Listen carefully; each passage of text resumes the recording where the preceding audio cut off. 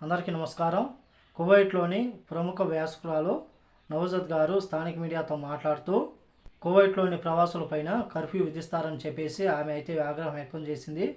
వివరాల్లోకి వెళితే కువైటీల మాదిరిగానే 2 కార్లను కలిగి ఉన్న ప్రవాసులకు వాళ్ళు చేయగలిగితే ఒకటి కంటే ఎక్కువ కార్లు కలిగి ఉండడాన్ని మనము ఎందుకు వద్దంటున్నామని చెప్పేసి ప్రవాసులు కూడా మన మాదిరిగానే మనుషులు కదా, కువైట్ రాజ్యాంగం కూడా స్పష్టంగా చెబుతూ ఉంది కువైట్లో ఉన్న ప్రజలందరూ సమానమని చెప్పేసి.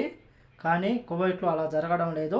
ప్రవాసుల విద్యాస్థాయి మరియు జీతం అవసరాలకు అనుగుణంగా ఉన్నారని చెప్పేసి నిర్ధారించుకోవడం ద్వారా డ్రైవింగ్ లైసెన్స్ను కూడా పొందడానికి కూడా మనం ఇప్పటికే కష్టతరం చేశామని చెప్పేసి తదుపరి వాళ్ళపైన ఇంకా ఆంక్షలు విధిస్తారని చెప్పేసి, లేకపోతే కువైట్లోని ప్రవాసులు ఎవరైతే ఉన్నారో వాళ్ళు ఎలా గడపాలి, వాళ్ళు ఎలా నిద్రపోవాలి, వాళ్ళు ఎప్పుడు తినాలి, ఎప్పుడు బయటకు రావాలి, అలాగే ఎప్పుడు పని చేయాలని చెప్పేసి వాళ్ళ యొక్క జీవితంలో మనం కర్ఫ్యూ విధిస్తామని చెప్పేసి ఆమె తీవ్రంగా వ్యాఖ్యానం చేయడం జరిగింది.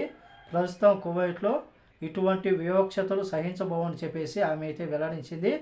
కువైట్లోని రోడ్లు ఏవైతే ఉన్నాయో, హైవేలు ఏవైతే ఉన్నాయో స్థానికుల కోసం క్లియర్ చేస్తూ ఉన్నారా, కువైటీ ప్రజలు ఎవరైతే ఉన్నారో వాళ్ళ కోసం క్లియర్ చేస్తూ ఉన్నారా, ప్రవాసులు కేవలం 1-2 కార్లను కలిగి ఉన్నారని చెప్పేసి కువైట్లో ఉన్న కువైటీ ప్రజలు ఎవరైతే ఉన్నారో ఒక్కొక్క ఇంట్లో 5 నుంచి 20 కార్ల వరకు కూడా ఇల్లులు ఉన్నాయని చెప్పేసి వాళ్ళపైన మీరు నియంత్రణ ఎందుకు పెట్టలేకపోతున్నారని చెప్పేసి కువైట్ దేశానికి వచ్చి కువైట్ దేశానికి అభివృద్ధి కానీ ప్రజలకు సేవలు చేస్తూ ఉన్న ప్రవాసులపైన ఆంక్షలు మరియు ఇటువంటి వివక్షతలు తప్పు అని చెప్పేసి ఆమె వెల్లడించింది.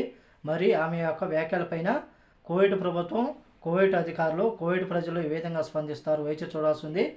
మరి ఆమె యొక్క వ్యాఖ్యలలో నిజం ఉందా లేదని చెప్పేసి కామెంట్ రూపంలో తెలియజేయాలని కోరుకుంటూ ఈ వీడియో వస్తే లైక్ చేయండి, షేర్ చేయండి, సబ్స్క్రైబ్ చేసుకోండి. నెక్స్ట్ వీడియోలో మళ్ళీ కలుద్దాం. జై హింద్.